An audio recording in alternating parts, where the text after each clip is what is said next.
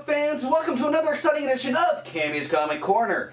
I'm your host as always, Cammy. Now it's been a while since I've done the weekly reviews, but now we're back on track. So let's get right into it. No pick of the week, but we do have a Fast Five. And starting us off from Image, we have Haunt number 4.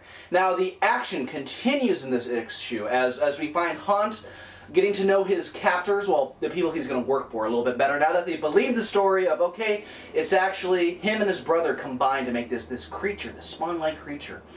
Well, they're taking in his brother's ex-wife, because he's an ex and they're kind of broken up that way, into protective custody. She doesn't know what her ex-husband did, but it comes apparent that he wasn't in a good line of business when she is kidnapped by another group who are after the secrets that his brother, apparently stole.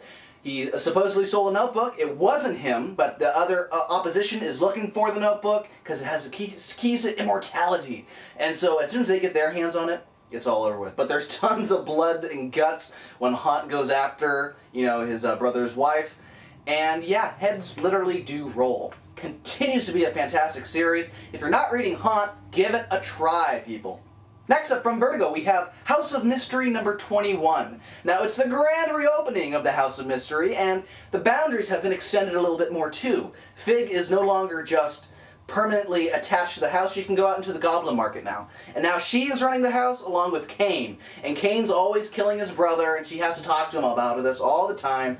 And then we get a little new cast of characters. People who, if they want to drink for free, gotta tell their story. So we follow this cowboy and how he tales about the story about him going against this monster. And thanks to his blindness, he couldn't see the monster, couldn't be affected by the monster. And then his partner did something heroic by killing himself and the monster.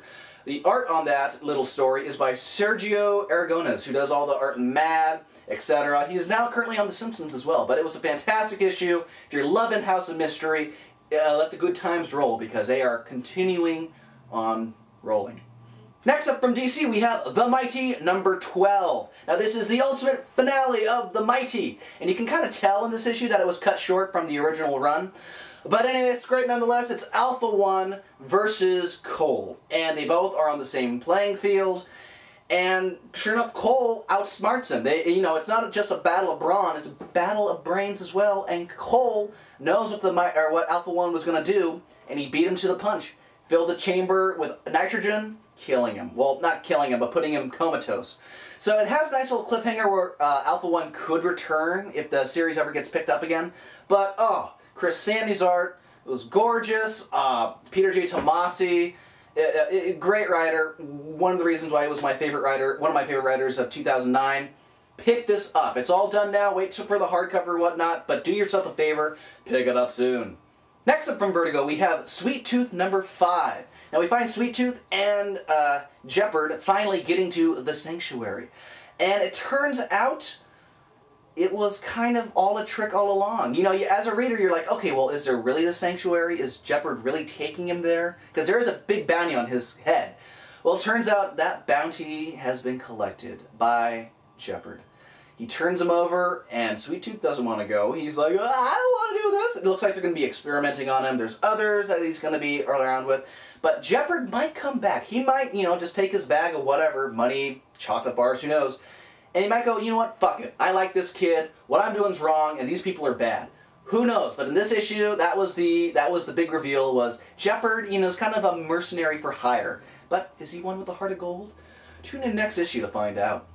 And finally this week from DC, we have Suicide Squad number 67. Now, you're thinking, whoa, I thought this whole series ended a while back. Well, part of the whole Blackest Night relaunch is they're taking series that ended and bringing them back from the grave, from the dead. And in this one it works, because you got Gail Simone and John Ostrander, who was the original writer on the Suicide Squad, teamed up, and they're giving a Secret Six versus Suicide Squad story. And oh my goodness, it is really good. You can tell, I've always been a fan of the Suicide Squad, and a huge fan of Secret Six, so this was like the perfect combination, because both of them are, teams with nothing to lose, going at it. Amanda Waller wants Deadshot on her team again for a specific mission. Deadshot, of course, doesn't want to go. That bitch backstabbed him and put him off into the prison planet. Way back in prison, or Salvation Run, if you remember. But anyway, You got great battles in this, you got great art, you got great story, and guess what? It's going to continue on in Secret 6 next week. So, hands down, a killer choice for this week. Well, anyway, that does it this week for Cammy's Comic Corner. If you want more Cammy's Comic Corner goodness, head on over to www.cammyscomiccorner.com. From there, you can read the Book of the Month selection, subscribe on iTunes, leave a review on iTunes, donate to PayPal if you like what you see, etc.